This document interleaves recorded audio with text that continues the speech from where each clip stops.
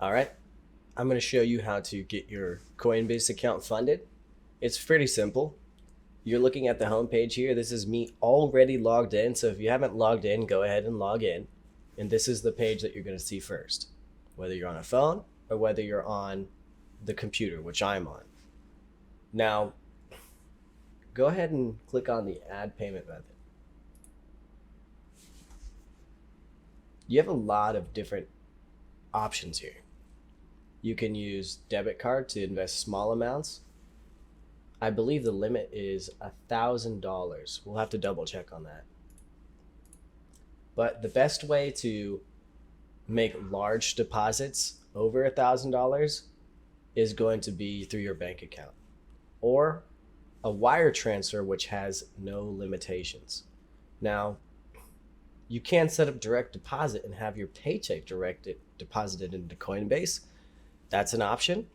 You can also set up a portion of your direct deposit to be deposited in cryptocurrency, which I'm not a financial advisor, but it's, to me, a good option.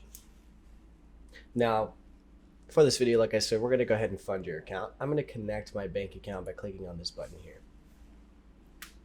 It's going to go through the web app called Plaid. All you need to do is put in the login details of the bank that you use. So when you log into your online bank, the username and password that you use to log into your online bank, whether it's the app or if you're logging in on the computer, that username and password is what you're going to put into Plaid. Okay?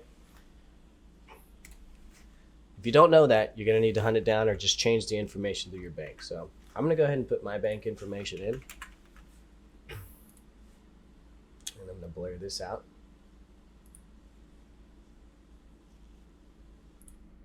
After you've put that information in, it's going to ask to verify your identity, or maybe it's just my bank, but just in case yours says this, go ahead and verify it. And if the phone number is not correct, that's something you need to do through your bank account. You cannot change that here. I'm going to get a text. Here it is. All right.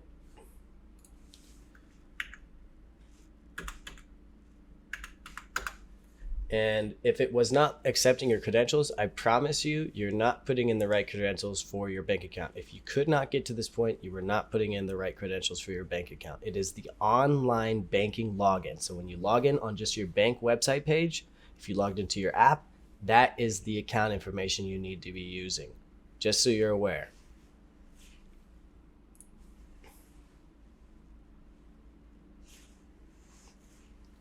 There we go.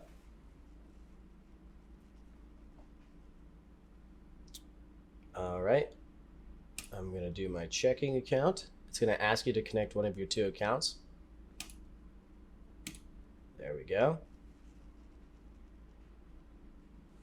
Verify, your bank account is being verified. This may take a couple of minutes. Give it just a moment, and you'll get I believe you'll get a check mark here once it's completed. So there it is. All right, you successfully linked your bank account. Now I can start making a purchase. Earn up to 200 BTC after you buy because it puts you into some enrollment. All right, so we can go ahead and click on Make a Trade.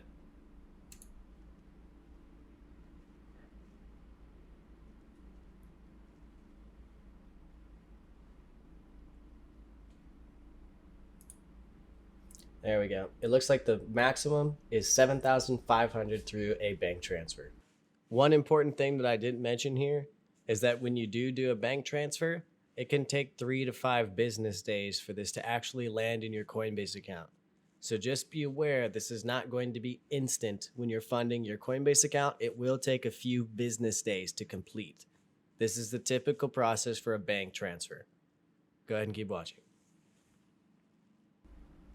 So the most I could do is 7,500 per day.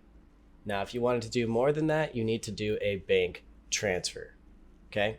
A bank wire transfer. Those can be as much as you want. That's something you'll need to contact your bank for, and you can go through those steps when you add a payment method. And let's say you wanted to add another payment method to your account. We would go up here to your account up here. We would go to settings. We would go to payment methods, and we would add a payment method. This is where you can go in and add a debit card in case you want to do smaller amounts, which I'll go ahead and do just to show you. So I'm going to go ahead and take my debit card here. I'm going to put my address information in, and then I'm going to put my card info in. I'm going to skip this so that you guys can't see. All right, so now what it's going to do is it's going to have me verify 2 holds of $1. So this is going to do the same thing to you with whatever card that you put in. So make sure that you can access that bank information. I'm going to go ahead and go into my login on my bank here. I'm not going to share my screen for obvious reasons. I'm going to look in my account, and I'm going to look for those holds. There it is. All right. So I can see I have a hold for $1.44. So obviously you can see here, notate this, I'm not putting in $1.44, it's already putting the dollar there, okay? And I have $1.53.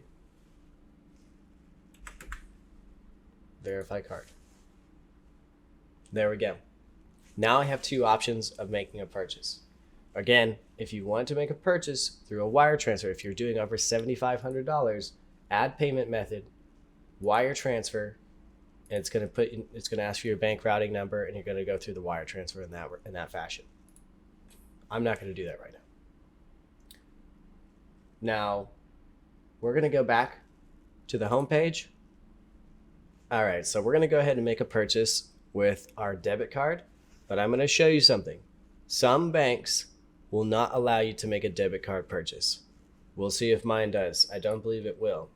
So if you get to this screen and you're going to buy some, let's say you're going to buy Bitcoin, right? It says I'm going to buy some BTC.